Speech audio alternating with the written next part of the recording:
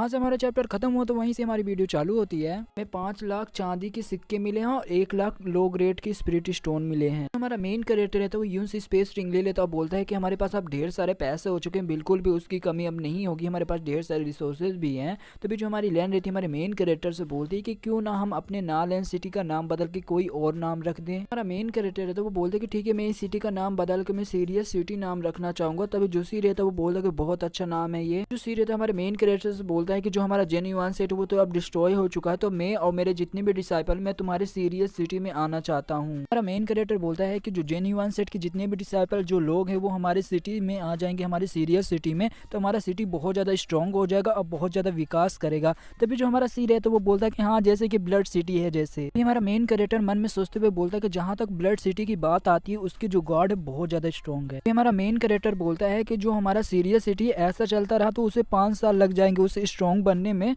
मगर मैं और भी ज्यादा इसे स्ट्रॉन्ग बनाऊंगा वो भी कम से कम टाइम में। मैंने ब्लड सेट में एक लेटर भेजा मगर उसका कोई भी जवाब नहीं आया। जो ब्लड सेट का जो लीडर है तो वही लेटर पढ़ रहा होता है, बोलता है कि मेन कैरेक्टर साला उसकी इतनी हिम्मत मेरे को धमकी दे रहा है इस लेटर से। जो ब्लड सेट का जो लीडर है तो बहुत ज्यादा गुस्सा आ जाता है, उस लेटर को वहीं पे फेंक देता है और बोलता है जो मेन कैरेक्टर वो हमसे मदद मांग रहा है, जो कि उसकी सिटी में जो नुकसान हुआ उसके लिए हमसे पैसे मांग रहा है। तभी जो ये कुआन है तो वो बोलता है कि ससुर जी हम बिल्कुल भी उसकी मदद नहीं करेंगे क्योंकि उसने ये लेटर लिख के हमें नीचा दिखाना चाहता है। जो ब्लड सेट का जो लीडर रहता है ये कुआन से बोलता है ये सब पावर का मामला था मगर अब ये कोई भी मैटर नहीं करता, जैसे कि हम लोग उनसे हार चुके हैं तो तुझे इसकी जिम्मेदारी लेनी पड़ेगी। ये कुआन रहता है ब्लड सेट के लीडर से बोलता है कि अरे ससुर जी मेरे को बिल्कुल भी इसकी उम्मीद नहीं थी, मेरे को ये भी नहीं पता था जो मेन कैरेक्टर उसके पास कोई इतना बड़ा सपोर्टर होगा जो कि वो टर्टल वाला बीस्ट उसकी मदद करने के लिए आ जाएगा।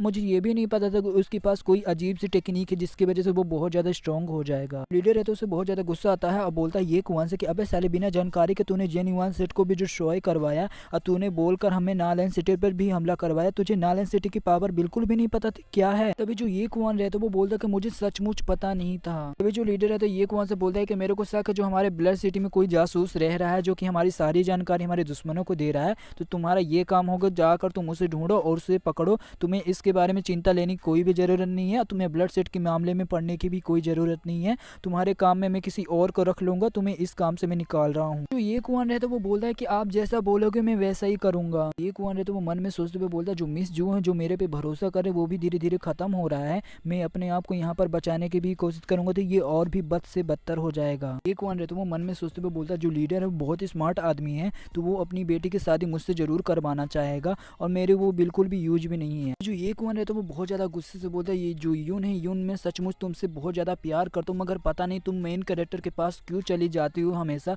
तुम उसकी बराबरी मेरे साथ क्यों करती हो, वो तो एकदम कचड़ा है, वो एकदम नल्ला है। कुआन रहता है वहाँ से जाते हुए वहीं पर रुक जाता है और लीडर से बोलता है कि अरे मैं आपको अपने प्यारे ससुर के रूप में देखना चाहता था मगर आपने मेरे को मजबूर कर दिया ये करने के लिए। तभी जो लीडर है तो वो बोलता है कि अभी तू करना क्या चाहता है। ये कुआन रहता है वो लीडर से बोलता है कि मेरे को पता है आप बिल्कुल भी मेरे पे भरोसा नहीं करते हो, आपकी हाल ही में आपकी तबीयत खराब हुई, आपको पता है कैसे हुई है। जो ये कुआन रहता है वो बोलता है लीडर से कि मैंने 3 दिन पहले ही तुम्हारी जो दवा है दवा में मैंने युआन क्वी पाउडर मिलाना शुरू कर दिया था जिसकी वजह से जो तुम्हारा कल्टीवेशन वो बर्बाद हो चुका, अब तुम एकदम आम इंसान बन चुके, तुम बहुत ज्यादा बेकार हो चुके हैं, तो अब इजीली मैं तुम्हें खत्म कर सकता हूँ। तो वहाँ पर गिर जाता। अब बोलता है ये कुआन कि ये कुआन तुम शांत हो जाओ, मेरे को पता तुम ये क्यों कर रहे हो, मैं तुम्हें एक पेंडेंट देना चाहता हूँ जो कि ग्रेड 5 फैमिली से ये बिलोंग करता है, ये पेंडेंट दिखाया तो तुम्हारी जो फ्यूचर है वो बहुत ज्यादा ब्राइट होगा। तो ये कुआन बोलता है क्या ये सच है। तभी जो लीडर है तो वो बोलता है कि हाँ ये सच है, बस तुम मेरी जान छोड़ दो, मैं इसमें तुम्हारी हेल्प भी करूंगा। ये कुआन रहता है वो लीडर से बोलता है कि तुमने मुझे ये पहले क्यों नहीं बताया था, अच्छा तुम्हें डर लग रहा होगा क्योंकि मैं तुम्हारे परिवार के पास में आ भी जाता तो मैं तुम्हारे किसी यूज में नहीं आता इसीलिए ना।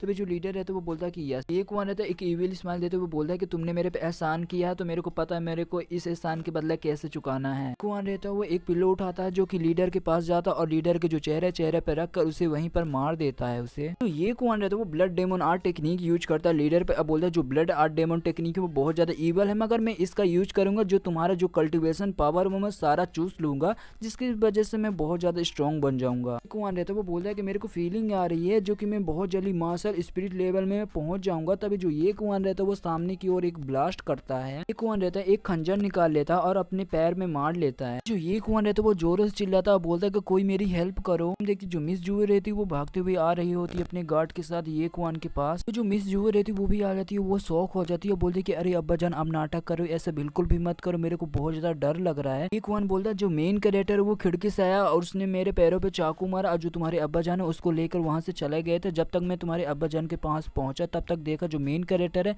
उसने तुम्हारे अब्बा जान को मार कर वहां से जा चुका था। ये कौन रहता है वो बोलता है मिस जुआ से कि मिस जुआ बिल्कुल भी आप मत रोइए, मैं इसका जरूर बदला लूंगा। तभी जो ये कौन रहता है वो बोलता है जो ससुर जी की जो इससे मौत हो चुकी है तो इसके बारे में हम किसी को नहीं बता सकते क्योंकि इसके जैसे बात पता चलेगी जो ढेर सारे सेट है वो हमारे सेट पे जरूर हमला करेंगे। मिस जुआ रहती है वो ये कुआन को गले लगाकर रोने लगती है। जो ये कुआन रहता है उसे कुछ नोटिस होता है। जो ये कुआन रहता है वो मन में सोचते हुए बोलता है जो मिस जुआ है मेरे को मन पड़ रहा है जो मिस जुआ का जो गर्दन में उधर ही काट कर उनका जो खून है मैं वहीं पर पी लूं। तभी सीन कट होकर हमारी यून की फैमिली की ओर जाता है। तभी जो एक बंदा रहता है वो बोलता है अरे बड़े भैया हमें नॉर्थन साइड से हमारी यून के बारे में पता चला है जो कि हमारी यून के पास बर्बेलियन बर्ड का ब्लड लाइन है जो कि हमें इसके बारे में पता चला है। इस बंदे के बारे में पता जाता है ये बंदा यू फैमिली का हेड है यानी उसका लीडर भी है और ये यून का बाप भी है। तभी ये बंदा बोलता है कि मेरी बेटी सचमुच बेकार नहीं है। बोलता है कि कोई यूनी फैमिली का लड़का है जो कि इसने हमें न्यूज़ पहुंचाया था वो कम से कम 19-20 साल का होगा, वो मार्शल स्पिरिट लेवल में भी पहुंच चुका है।